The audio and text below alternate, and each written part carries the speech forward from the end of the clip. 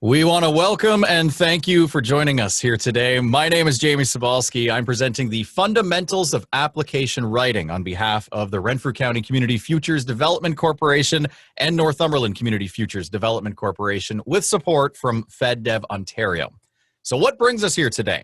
Well, 2020, it's been a year. It's been a year that nobody could have predicted. As a global community, we have faced some of the biggest challenges of our lifetimes, challenges that have made us rethink our businesses and how to remain operational in this time of crisis. The Government of Canada, the provinces, and the municipalities were quick to jump to action in the response to COVID-19, and as a result, many different grants, loans, and funds have become available to support your business. If this is something you have no prior experience of, it can be daunting knowing where to begin. So through the work we do here today, we hope you leave feeling more confident and ready to navigate through the process of writing successful funding applications. So today, we will be focusing on 3 essential funding application steps. Number 1, is this fund right for me? So making sure that the fund you select fits your project needs. Number 2, telling your story, making sure you give enough detail so that the application reviewer knows the big picture. And step number 3 would be writing the budget, how to properly break down your costs to articulate how your project needs will be met. What is funding and how does it work? Well, funding is the act of providing resources to finance a need or a program or a project. And while this is usually in the form of money, in reality, funding is the process of acquiring capital from external sources. So before you can decide if a fund fits your desired project, it's important to know where to find them. Now, keep in mind that often funding opportunities are time sensitive with a restricted close date. So if you have a project coming up, it's always a good idea to search for the appropriate funding early to ensure there is sufficient time to not only apply, but also for the funder to review. And this will help counter any delay in funding your project. The Government of Canada, they have an extensive and very user-friendly database of current funding opportunities. And you can find those at www.canada.ca/en/services/business/grants.html. This extensive database allows you to find funds that are targeted at very specific groups. For example, women and Indigenous communities. The Ontario government also offers funding opportunities that your organization may be eligible for throughout the year. Funding is available through the Transfer Payment Ontario system, which you can access at ontario.ca. You can use transfer payment options to register and submit for funding, get information about available funding opportunities, and check the status of your active submissions for funding. Now, before writing your funding application, it is pertinent that you read the application guidelines and criteria. Programs tend to be very specific in what they can fund, so having a clear understanding of this will stop you from spending countless hours applying for the wrong funds. So within the project guidelines, you will find key factors such as how much you can apply for, who is eligible, does your project fit the objective of the fund, what are the time frames for processing. This is important to ensure your project can be completed in your desired time frame. Now, guidelines can sometimes be complex or confusing, and at times you may be unsure if you fit the criteria. These funds commonly have a project coordinator who is happy to answer questions, so don't be afraid to pick up the phone or send an email if you require more information. Now, once you have found the fund that is right for you, well, now it's time to tell your story. Now, you may be asking, well, what do you mean by tell your story? Everyone knows your story. You've been part of the community for decades.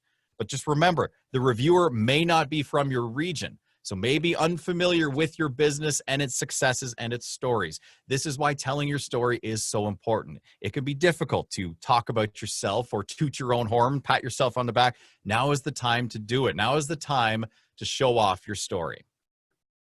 So again, the reviewer that receives your application may not know anything about your business or your industry. So imagine you were talking to someone you've just met for the very first time. Give details about your company history, the size of your operation, the amount of employees you have. Celebrate your past relevant successes. Specifically, focus on the key points the funder has asked for in the project guidelines. The funder also has an objective, and by having a clear and concise understanding of that, then you can speak confidently and align your project with their mandate. It can be easy to become focused on the amount you are applying for. Give a clear and concise explanation of what the funding will help you achieve. Keep the story relevant. For example, if the particular fund was designed to give relief or retrofit a space to adhere to new COVID restrictions, then explain the effect it would have on your business should you be successful, or how your business will be impacted should you be unsuccessful. And in addition to aiding your business, how will the project also benefit the wider community? So common feedback heard regarding the funding application process is that oftentimes applicants feel they are repeating themselves, as the questions may be structured differently whilst asking for a similar information to previous questions. So the reason for that is some funds have a review committee, and not all members of that committee see all sections of an application. So don't be afraid to repeat information.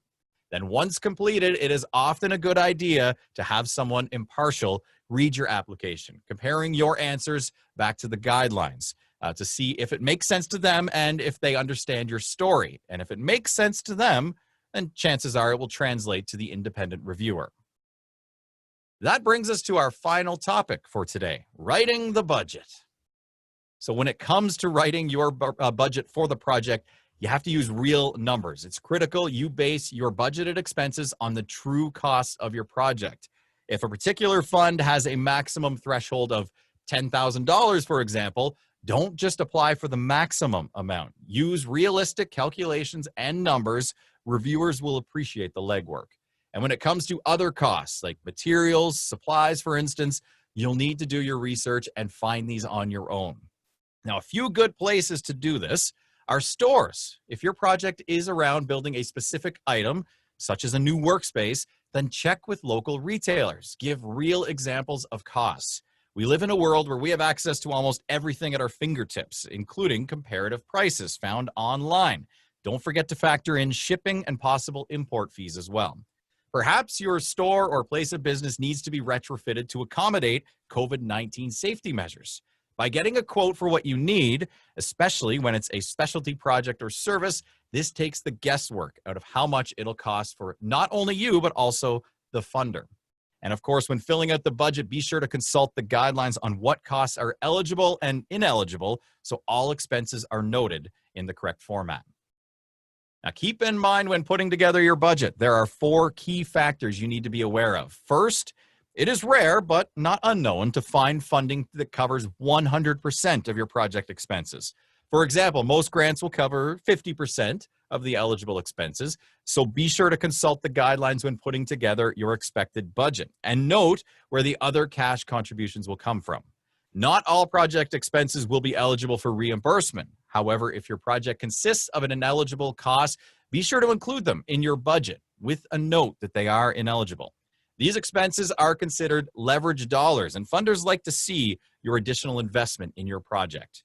Which brings us into the next point. It is within the guidelines that you will find the funder's timeline expectations. All funds include a specific time frame in which the project must take place. So be sure you take into consideration the eligible expense start dates. Sometimes they can be at the point of application submission. Other times it can be at a time of contract signing. And end dates, so you can plan your project milestones accordingly. Here is an example of a project budget. Some funders may have a template that can be used, but please keep in mind there is no formal layout. By being clear and detailed, it shows the funder once again that your project is well thought out. As you can see, each cost is laid out in a way that lets the funder know exactly how the money will be spent, with detailed calculations that will help the funder justify the funds requested and can even help the funding process move a little bit faster, as it will eliminate any confusion around projected expenditure. Typically, funds will have a maximum and often a minimum amount that can be applied for, but it is the job of the reviewer to determine how much funds should be allocated to your project. So for example, you may apply for $10,000, but the funder is willing to fund $8,000. It's always a good idea, when possible, to have a contingency plan, should you need to top up your contribution amount. Now, in a perfect world, plans would always work out exactly as you forecasted them, but sadly, that's not always the case. It is important that when things change, you keep the funder updated. Remember, they are your partner on this project and have a vested interest in its success. At this time, it would be a good idea to review some of the common errors individuals make when writing applications, so hopefully you can avoid the same pitfalls. So number one, a common mistake is talking more about problems than solutions. So what do we mean by this? Well, funding reviewers are placing trust in you to identify the obstacle you hope to overcome by having the projects funded. Yes, of course, it is important to outline this, but it's even more important that the reviewer, that you give detail on how each activity you plan on completing will remedy the problem at hand. So be sure to give lots of detail. Number two, another common problem or mistake is addressing specific problems with general solutions. So this point ties nicely into point number one. The reviewer will have an expectation that you have done your homework by the time it gets to the funding writing process. So include this research in the proposal to add weight to how essential the funding would be and how it would ensure the project's success. If this is not the first time you have taken on a similar project, then be sure to celebrate your past successes in the proposal. Using buzzwords and jargon, another common mistake within each of our respective industries. There may be buzzwords or jargon that, although may be familiar in everyday language to you, might not be as straightforward to the reviewer. So this also applies to industry acronyms. Be aware of this when writing your proposal and be sure to give extra explanation where needed. Budgets that don't make sense. So again, I would like to stress the importance of having clear and concise budgets. As we discussed in previous slides, this shows you have a well thought out project and budget in mind, and also elevates the opportunity for you to run into any unforeseen costs that you may have forgot to include. And number five, another common mistake, repeating exact phrases from the funder's guidelines. So when reviewing the guidelines, you may feel it is easier to just lift sentences directly from the funder's own words to show understanding or to beef up your application. So remember, the reviewer is looking for quality over quantity. Now, this is a fine art. You need to make sure that you include all key information in an easy to understand manner. So it is best to keep the guidelines nearby, so as you move from section to section of the application, you can refer back to ensure the correct information has been addressed. And once again, it is always a good idea to have a second set of eyes review your completed application prior to submission. Now remember, not every application can be successful. And if you find that yours isn't, that doesn't mean another funder will not. Determination and momentum will be key in this process. So it may not be that the project doesn't fit. The reality is often at times the funds to application ratio will not allow for every project to receive funding. Now at this point, we have mentioned the guidelines many times, and I must stress again their importance. Imagine that the guidelines are a roadmap that has been set by the funder. Stick to the map to best help your chance of success. Now, should your funding request be successful, it's pertinent to maintain accurate and detailed records of all project activities, ensuring that all receipts, invoices, and expenses are easily accessible as when you're called upon to provide them. Now, although the process may seem complex at times, the more experience you get, the more familiar you will become. And again, don't hesitate to utilize all resources available. I would like to thank you for taking the time to attend this workshop today, and we want to wish you every success for any future projects.